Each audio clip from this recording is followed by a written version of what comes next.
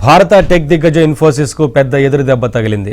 ఇన్ఫోసిస్ చేసిన తప్పిదాలకు US justice department 238 కోట్ల భారీ జరిమానా విధించి ఇన్ఫోసిస్ తన ఉద్యోగులను H1B వీసాలకు బదులుగా B1 సందర్శకుల వీసాలపై అమెరికాకు పంపిస్తోందని, ఈ రకంగా వీసా ఇమిగ్రేషన్ ప్రక్రియలను దుర్వినియోగం చేస్తోందని ఆరోపణలున్నాయి.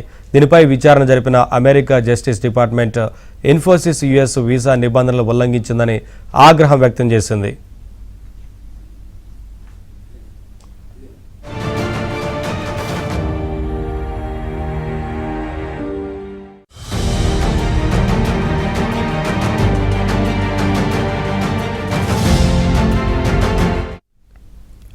కోర్టుకు విధించిన 238 కోట్ల జరిమానాను చెల్లించేందుకు ఇన్ఫోసిస్ కంపెనీ అంగీకరించింది.